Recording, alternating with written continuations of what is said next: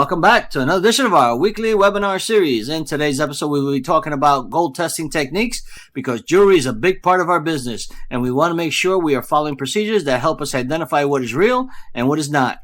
Today, we will go over techniques that will help you invest correctly at the loan counter. But first, let's go over our non-negotiable loan standards. Greet every customer within 5 seconds. Use probing questions to qualify the customer. NIHA. Have the customer test the merchandise to ensure it functions properly. Explain the 30-day contract and circle the due date and 1-month charge. If the customer wants to pick up their loan, politely attempt to extend the loan. On all redeems, thank the customer and offer more money next time and give them a loan guarantee card. So let's discuss gold properties. As we all should know, gold is not magnetic and it does not tarnish like other metals. Gold is malleable and very sectile, which means it's a relatively soft metal. And to combat its weakness, it must be mixed with other metals like silver, nickel, copper, or platinum. Here are some terms related to gold content. Fine gold is gold containing no other elements or metals, also called pure gold or 24 karat gold. Fineness, a measure of the purity of gold usually expressed in parts per thousand. Gold alloy, a mixture of gold with other metals to create different properties, such as increased strength or altered color. Carat, a unit used to indicate the purity of gold, often seen as a number followed by the letter K, example 24K, which is considered pure gold. Here's a gold purity chart. These are the most common. In this chart, the carat column represents the carat value of the gold. The gold content percent column represents the percentage of pure gold in the alloy. The finest column represents the finest of the gold in parts per thousand. This chart provides a quick reference to the relationship between carat values, gold content percentage, and the finest for common gold purities. Here are 2 other metals we usually work with. Silver, which is 99.9% silver with a finest of 999. Sterling silver, 92.5% silver with a finest of 925. The other metal is platinum and has a finest of 950. Here's a list of equipment needed to properly test jewelry. Magnet, loop, acid test kit, precious metal testing stone, and a needle file set. The magnet test. Using a strong rare earth magnet is your first way to check if something is real gold. This is a cheap and easy tool that helps you quickly figure out if an item is gold or not.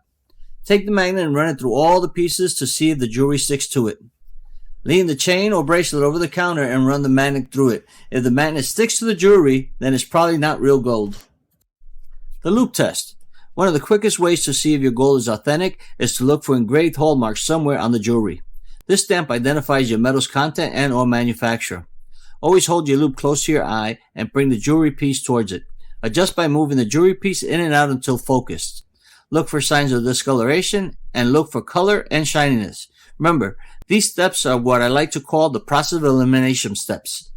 They will help you minimize error and extra work. Be aware of these stamps. They are indicators that the jewelry piece is not real. HGP, heavy, hard, gold-plated.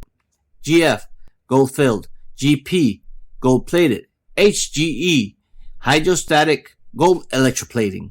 GEP, gold electroplating. 1/20th gold, which is just gold-filled. Here's some example of hallmark stamps and real versus fake. Acid testing procedures. When acid testing a customer's merchandise, try to inflict as little damage as possible. With rings, don't test the very bottom of the shank. With gold chains and bracelets, test the chain or bracelet, not the clasp. Make 3 side-by-side scratches on the testing stone. The scratches should be long enough to allow testing with 3 acids and not allow the acids to touch. Scratches should leave a nice golden color on the stone. Any other color, most likely fake. Select the acid strength designated by the stamp on the piece of jewelry. If there's no stamp, start with 18 karat acid and work your way down. Real gold will leave a gold colored marking. Other metals will just leave a black streak. Very important to always clean the stone very well after you're done. You can use 18 or 22 karat acid to make sure all the leftover scratch bits are gone. Whatever you use, make sure you get rid of the scratches completely. This stops any leftover stuff from mixing up and affecting future tests. All items that is properly carried should not overreact to its corresponding acid or any lower acid. If an item turns slightly darker using its corresponding acid, it is most likely slightly under carat. All 14 and 10 karat items should disappear under the 18 karat acid. Any item that turns white or whitish blue under 18 karat acid is silver. All items that might be silver due to tests should be retested by 3 heavy new scratches and tested again with 18 and 22 karat acid. If any green coloration appears, it is most likely metal base, bronze, or steel.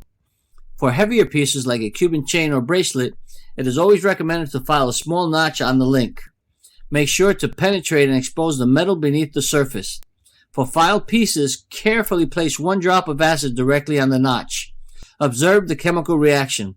If you immediately notice a green fizz, bubbly, or a smoky fizz, it's fake gold and contains copper. And now it's time for a quick recap.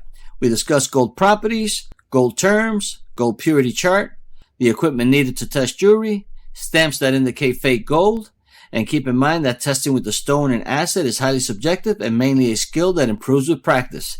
The more you engage in this process, the more proficient you will become. Never rush through any of these tests, and always remember to wait a few seconds to give the acid a sufficient time to work effectively.